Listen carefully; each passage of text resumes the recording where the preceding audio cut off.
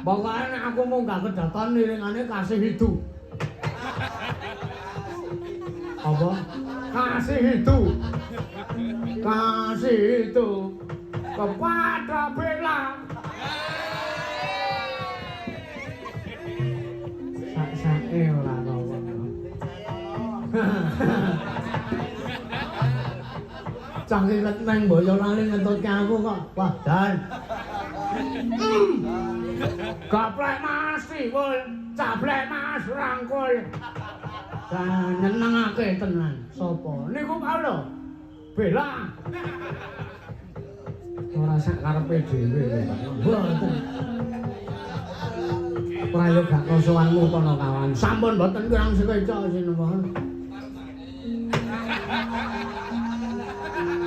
Bagong padha slamet saksowanmu. Nggih. Sinuwun Prabu Baladewa wilujeng sahan kula ngaturaken sembah bekti kula konjo sinuwun. Iya, Bagong. Tak tombal Sriwata Mandura Prabu Baladewa Tampanono. Nggih. Sampun sanget anggen kula pundi. Kalih sinten tindak mriki? Derek karo Praguta. Oh alah, si bau laweane kok. Iya. Kan anu kon rada nyudole guyu. Ndak apa Nayaka Mandura kelong menah iki sing Nayaka putri wis kelong pira iki. Mumet ndas nah. Nggih sinuwun prayoga kesuwanmu Bagong. Nggih, ora omongan dhewe. Nggih. Nek didangu Yayi Kresna ya omong, nek ora didangu ya ora omong. Mingkem cangkeme. Nggih. Cak kreatif ora entuk omong. Kula ora iso nabuh karo fokus niku ora iso. Kula fokus mingkeme angel.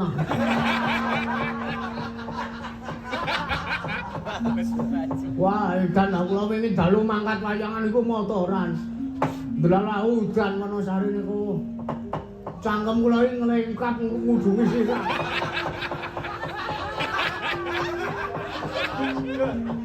Aduh, batinku berikan iki rambutku. Wah, jan cilaka nek udan budal wayangan dhewe kowe. Motoran sisak.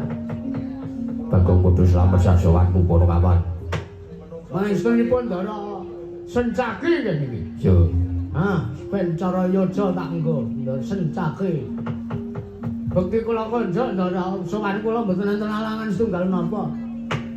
Bagong apa kesuwe Tampanono. Sampun ing pundi? Ing nono niki. Bagong padha slamet sowanmu kono kapan. Ndara Patih Udawa. Iya. Slamet sowan kula Ndara mboten enten alangan. Kula ngaturaken sembah bekti kula konjuk Ndara Patih. Iya, Panakawan Bagong. Pangestu Tampanono. Nggih. Pripun kabare? Ya apik-apik wae. Lah kowe wis mari. Mari le napa? Sewengi nabu jaipong ora ketok rupa wong. Aku lha men apa ngumumi wedok-wedok ngarep niku kok. Dasare kula ning ngendemi sing bedhug. Aja dibaleni. Mboten. Mesake dalange. Nggih, ngaten damel. Mboten kula pindho-pindho. Kula ngrumangsane jebule kula dipotoki lho, kok ini biyang aja Pakku. Terus ora kula pindho-pindho Ndara Patih. Iya. Aja tok baleni meneh. Nggih, mboten. Kejaba beborosi. Nggih. Ana kawan Bagong kowe tak dangu aja omongan dhewe. Nggih. Kula ngrumangsane kok. Wingine dalune kok nggen jaipong niku ambune kaya apotek.